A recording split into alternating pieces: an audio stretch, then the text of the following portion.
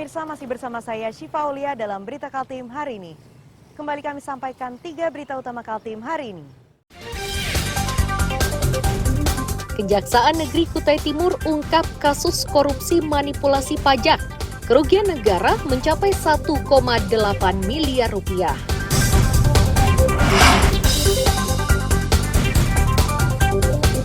Ratusan siswa di sejumlah sekolah di Samarinda antusias mengikuti uji coba makan bergizi gratis.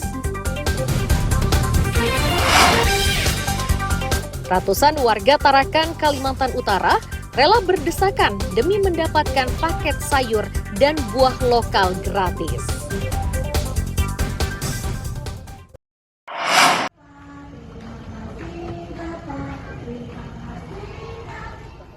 Pemerintah Kota Samarinda bersama Kodim 0901 Samarinda, Korem 091 ASN, Kapolresta Samarinda, Kejaksaan Negeri, dan instansi terkait melaksanakan uji coba program makan siang bergizi gratis di 3 sekolah di Kelurahan Air Putih, yakni TK Kartika 511, SDN 004, dan SMPN 4 Senin lalu. Wali Kota Samarinda Andi Harun menyatakan, uji coba ini merupakan langkah awal menuju implementasi permanen program makan siang gratis pada Januari 2025 mendatang. Makanan yang disajikan kepada siswa merupakan hasil olahan dari dapur yang dikelola oleh tenaga bersertifikasi dari Badan Gizi Nasional yang merupakan 2 warga asli Samarinda yang bertindak sebagai juru masak dan konsultan gizi. Andi Harun menjelaskan, pemerintah Kota Samarinda saat ini sedang menginventarisasi lahan untuk membangun dapur tambahan. Beberapa dapur sudah siap, dan pemerintah kota terus menyiapkan lokasi lain untuk mendukung pelaksanaan program ini. Satu dapur nantinya dapat melayani 2.000 hingga 3.000 siswa. Melakukan kunjungan terhadap pelaksanaan uji coba makan siang gratis pada TK, SD, dan SMP. Ini dalam rangka persiapan kita jika pada tahun depan, Januari, pelaksanaan secara permanen makan siang gratis di sekolah dilaksanakan. Kebetulan kita ada 2 personil dan kita bersyukur 2 personil yang telah dilatih di Badan Gizi Nasional asli orang Samarinda.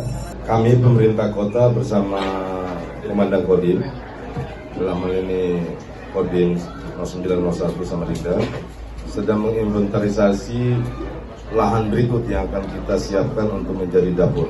Dalam tahap uji coba ini ada berapa siswa Pak? Berapa jumlahnya? 300 total. Totalnya 300. Ya.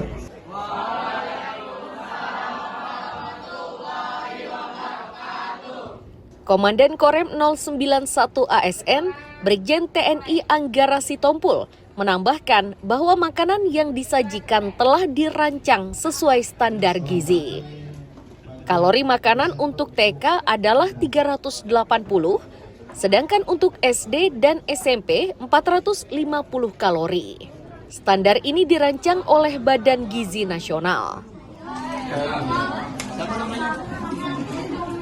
Jadi begini, standar makanan ini dikonsep oleh Badan Gizi Nasional, dan seperti kata Pak Wali Kota tadi, itu orang Samarinda sudah ada yang dilatih untuk menjadi kepala dapur dan konsultan gizi. Nah, mereka lah yang nanti menetapkan standar dari pusat.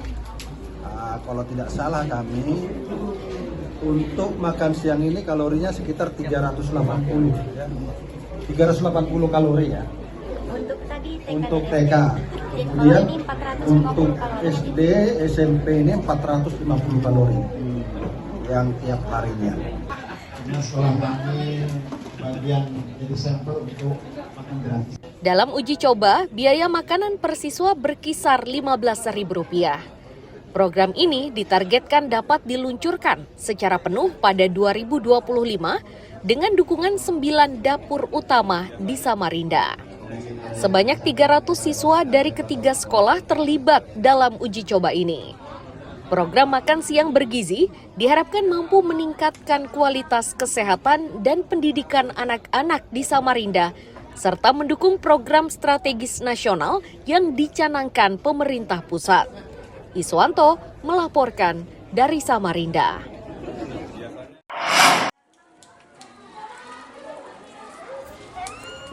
Ratusan murid sekolah luar biasa negeri Balikpapan yang terletak di Jalan MT Haryono, kawasan BJBC Balikpapan Selatan ini menjadi sasaran bagi Pemprov Kaltim untuk melakukan uji coba makan gratis Rabu siang. Penjabat Gubernur Kaltim menyebut tujuan uji coba makan gratis ini sebagai landasan bagi Pemprov Kaltim untuk menentukan besaran dana yang bisa ditambahkan untuk makan gratis tersebut. Mengingat harga kebutuhan pokok di Kaltim cukup tinggi dibanding daerah lainnya. Diketahui besaran anggaran dari APBN untuk makan gratis hanya sebesar Rp10.000.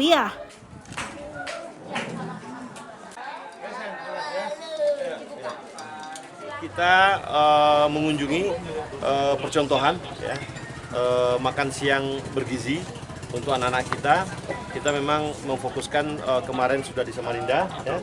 Hari ini kita di Balikpapan, SLB, ya, Negeri Balikpapan. Sejatinya agenda kita kan melihat bagaimana nanti ke depan program-program makan bergizi gratis ini akan dilaksanakan. Walaupun nanti alokasinya adalah dari pusat, ya, tetapi kita juga mempertimbangkan kondisi kemahalan. Oleh karena di pusat alokasi dananya ditentukan oleh PBN, kita mau melihat apakah ada ruang nggak kita juga memberikan tambahan. Karena harga di Balikpapan ini kan relatif tinggi nih, ya, biaya hidup tinggi sekali. Itu saya berkatakan kalau kita mengikuti angka 10.000 itu kecil. Ini kita anggarannya 17.000 ya, 17.000. Artinya kita katakan kondisi satu daerah-daerah itu tidak sama. Berarti menggunakan APBD nantinya, Pak? Kita mau ini yang lagi kita bicarakan, apakah kita akan kombinasi ya, sekian tambahan dari kita melihat dulu. Yang penting kita ingin kadar kalau gizinya itu terpenuhi. Nama kan makanan bergizi nih. Jangan sampai kalau anggaran 10.000 nanti gizinya kurang gitu loh kan. Terima kasih Bapak. Ayo silakan ya. Insyaallah tahun depan. Sementara Kepala Sekolah Luar Biasa Negeri Balikpapan menyambut antusias dengan adanya uji coba makan gratis ini dan berharap diselipkan susu yang berbahan dasar kedelai pada menu makan gratis bergizi untuk murid SLB Negeri Balikpapan ini. Selamat ya. Ideal aja sih. Ideal ya. Cuma nanti yang perlu disesuaikan susunya. Susunya kalau yang susu untuk kayak susu yang kayak gitu tuh untuk anak tuh autis itu harusnya susu yang dari tumbuhan, misalnya susu kedelai. Kalau susu yang dari susu sapi apa itu nanti menjadikan anak lebih aktif. Oke. Karena manis ya Bu ya? Bukan manis, aktif dia kan anak autis itu kalau kebanyakan susu yang itu bisa memicu untuk dia lebih aktif. Program makan gratis bergizi ini merupakan salah satu program Astacita dari Presiden Prabowo Subianto. Amir Hamzah dan Riani Mantini melaporkan dari Balikpapan.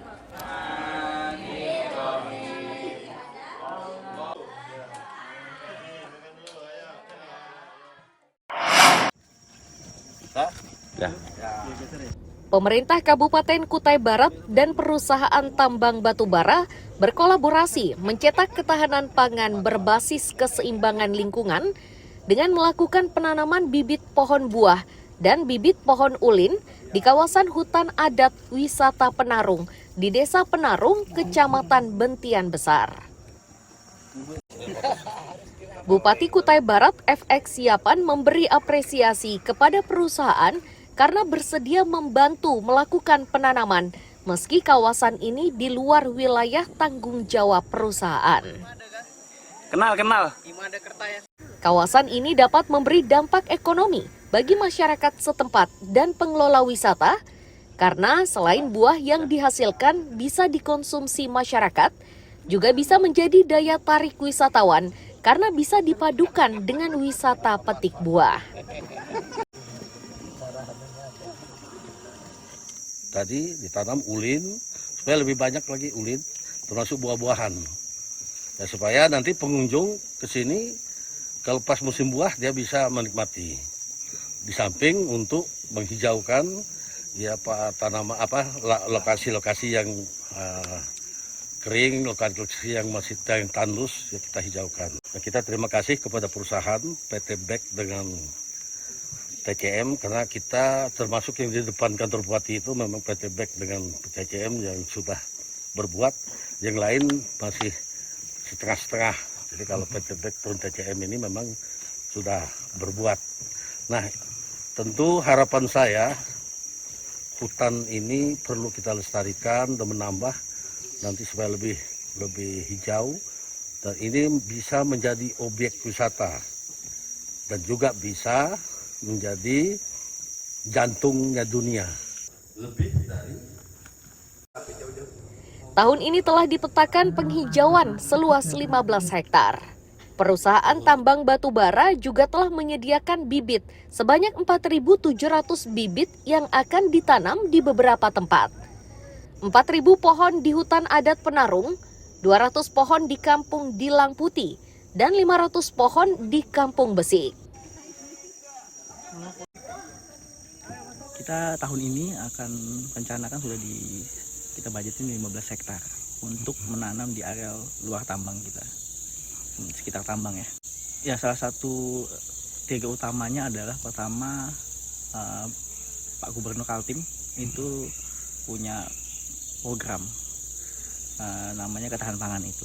Jadi dia meminta perusahaan tambang khususnya ya, itu melaksanakan penanaman buah-buahan di sekitar tambangnya. Tokoh masyarakat di Kampung Penarung, Elsa Wijaya, mengapresiasi gerakan mencetak ketahanan pangan di kawasan hutan adat Kampung Penarung. Saya sangat mengapresiasi sangat tinggi karena jarang sekali perusahaan bisa mau melihat kita. Selama ini saya sudah kemana-mana, jangankan artinya membuat acara seperti ini, minta jalur jalan dibersihkan juga susah. Nah, tapi mungkin dengan adanya ini, pihak swasta yang lain bisa terbuka matanya untuk kemajuan masyarakat Kampung Penarung, Kecamatan Bantian Besar, dan bahkan untuk Kabupaten Kutai Barat. Kegiatan ini diharapkan dapat menginspirasi masyarakat untuk berperan aktif dalam menjaga keseimbangan ekosistem dan memperkuat ketahanan pangan secara berkelanjutan, termasuk berkolaborasi dengan perusahaan swasta dan pemerintah daerah. Danis melaporkan dari Kutai Barat.